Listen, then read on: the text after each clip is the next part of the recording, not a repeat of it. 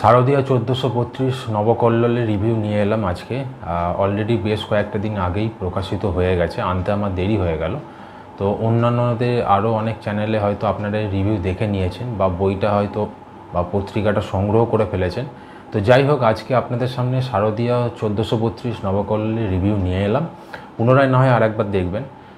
তো যাই হোক, যারা প্রথম ক্লিক করলেন তাদের বলবো যে শারদীয়া নবকল্লোল শুধু নয়, আরও অনেক জনপ্রিয় শারদীয়া সংখ্যার রিভিউ আমি নিয়ে এসেছি আমার এই চ্যানেল, যার মধ্যে আনন্দবাজার পাবলিকেশনসের সবকটা বই এনেছি, আরও অনেক জনপ্রিয় পত্রিকা এনেছি। সেগুলো আমার চ্যানেলে আপনারা ক্লিক করুন, সেখানে পুরোপুরি সব পেয়ে যাবেন, সেগুলো রিভিউ আপনারা দেখতে পাবেন। তো এবারে শারদীয়া 1432 নবকল্লোল কীরকম হলো, কিভাবে সাজানো হয়েছে, 6খানা সম্পূর্ণ উপন্যাস রয়েছে, অনেক গল্প রয়েছে, অন্যান্য বিভাগ যেভাবে সাজানো থাকে সেই সব দিয়ে সাজানো রয়েছে। নবকল্লোল পত্রিকা তো মাসিক পত্রিকা, মাসে একটা করে বেরোয়, তো সেটারই শারদীয়া সংখ্যা। 230 টাকা দাম করা হয়েছে, 220 টাকা 10 টাকা তো হয়তো আপনারা পেতে পারেন যদি ডিসকাউন্ট সঠিকভাবে পান। তো যাই হোক, এবারের শারদীয়া 1432 নবকল্লোল পত্রিকাটার রিভিউ শুরু করব। কি রয়েছে না রয়েছে তুলে ধরব। শেষ পর্যন্ত ভিডিওটা অবশ্যই দেখুন, যদি পছন্দ হয় সাপোর্ট করবেন লাইক সাবস্ক্রাইবের মাধ্যমে এবং শেয়ার করতে ভুলবেন না। তাহলে শুরু করব। শারদীয়া 1432 নবকল্লোল সূচিপত্রটা দিয়েই রিভিউটা শুরু করব। সূচিপত্রের মধ্যে প্রথমেই বিশেষ রচনা বিভাগ রয়েছে, যেখানে বেশ কিছু বিশিষ্ট মানুষদের লেখা রয়েছে। তারপর বিবিধ বিভাগ, 6টা সম্পূর্ণ উপন্যাস, যেটা হিমাদ্রি কিশোর দাশগুপ্তর কেউ দায়ী নয় এটি রয়েছে। তারপর হচ্ছে সন্মাত্রানন্দর লেখা নৌকোবন্দি নিমি, কাবেরী রায়চৌধুরীর লেখা ষড়রিপু, বিনোদ ঘোষালের লেখা রাক্ষসী, চঞ্চল কুমার ঘোষের লেখা স্বপ্নের রং এবং হচ্ছে সর্বাণী মুখোপাধ্যায়ের লেখা ধর্ষণ মূল্য। 6খানা উপন্যাস রয়েছে।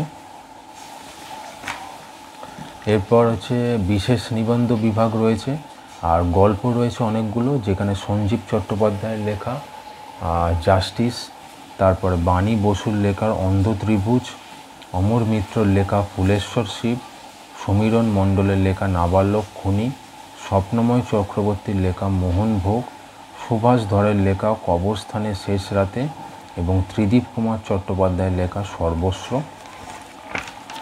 আরও রয়েছে বিনতা রায়চৌধুরীর লেখা একটু ভুলের জন্য, জয়ন্ত দের লেখা কীটনাশক, অর্পিতা সরকারের লেখা অ্যারেঞ্জ ম্যারেজ, কণা বসু মিশ্রর লেখা আটলান্টিকের অশরীরী, অমরেন্দ্র চক্রবর্তীর লেখা দাদা ফিরল পাগল হয়ে, সরিত চট্টোপাধ্যায়ের লেখা ও পাড়েতে বৃষ্টি এলো, রীতা বসুর লেখা বোবা শত্রু, রূপক চট্টরাজের লেখা সবুজ দ্বীপের রানী, কল্যাণ মৈত্রর লেখা এমন তো কতই হয়, তারপর হচ্ছে সুখেন্দু হীরার লেখা ত্রিরত্ন, পল্লবী সেনগুপ্তর লেখা পরিমলের প্রতিবিম্ব, দোলনচাপা দাশগুপ্তর লেখা সাপগাছ, কিন্নর রায়ের লেখা তাহিরির কাছে, রবীন চক্রবর্তীর লেখা যে কথা বলার ছিল, অমৃতা কোনারের লেখা কালো বিড়াল, শুভমানুষ ঘোষের লেখা লোফা, আর দেবযানী বসু কুমারের লেখা শাশুড়ি মাত্রই শত্রু নয়, বিনায়ক বন্দ্যোপাধ্যায়ের লেখা ইতিহাসের নতুন বই। তো এই হচ্ছে অনেকগুলো গল্প। এছাড়া কবিতা রয়েছে অনেকগুলো, ভ্রমণ বিভাগ, অন্যান্য লাইট, পুজোয় ভুরিভোজ, জ্যোতিষ বিভাগ, সম্পাদকীয় বিভাগ। তো এইভাবেই হচ্ছে নবকল্লোল শারদীয়া 1432 সংখ্যাটা সাজানো হয়েছে। গল্পের মধ্যে একটি যেমন রাখা হয়েছে শুরুর দিকেই অন্ধ ত্রিভুজ, যেটা বাণী বসুর লেখা। গল্পের মধ্যে আরেকটি যেমন হচ্ছে মোহন ভোগ, যেটা স্বপ্নময় চক্রবর্তীর লেখা।